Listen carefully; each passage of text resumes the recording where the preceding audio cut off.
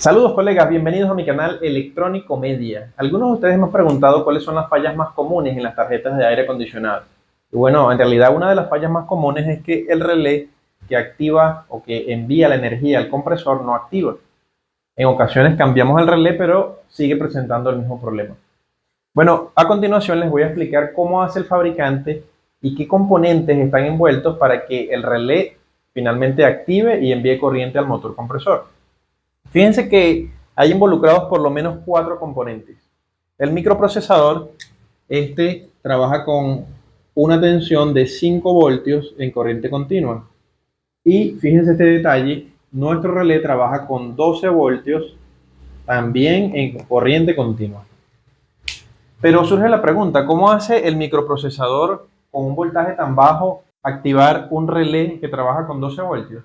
Bueno, el fabricante se las ingenia de esta manera. Envía siempre o energiza siempre con 12 voltios una de las patas de nuestro relé. Aquí siempre va a haber 12 voltios. Y entonces el control lo vamos a hacer con la otra pata. Siempre que hayan 12 voltios aquí, el relé no se va a activar. ¿Por qué? ¿Por qué razón? Porque necesita una diferencia de potencial. Si la tensión es la misma, el relé no se va a activar.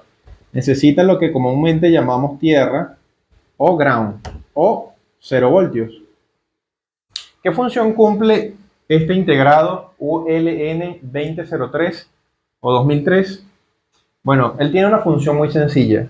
Si del lado izquierdo, que sería la entrada, tenemos 0 voltios, a la salida habrá una tensión positiva.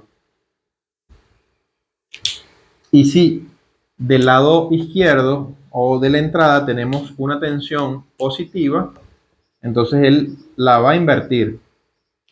Y del lado opuesto tendremos una tensión negativa. Por eso se le llama driver inversor. ¿Sí? ¿Entendimos? Si del lado izquierdo de la entrada tenemos negativo, él lo invierte a positivo.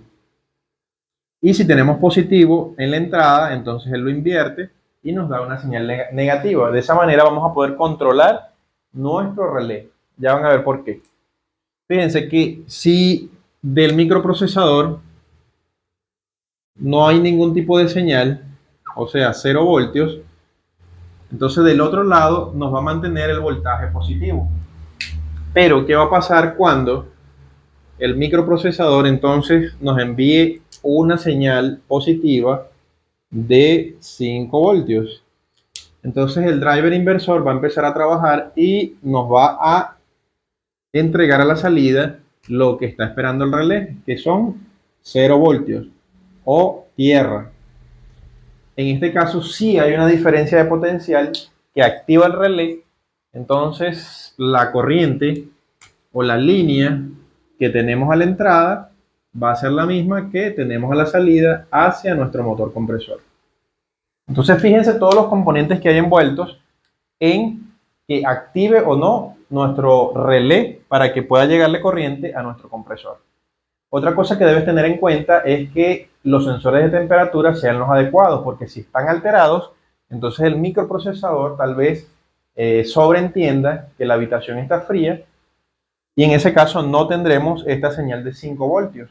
Por lo tanto, no invertirá nuestra señal el amigo ULN y por lo tanto no activará nuestro relé. Así que nunca demos por sentado que el hecho de que el compresor no prenda sea única y exclusivamente culpa del relé.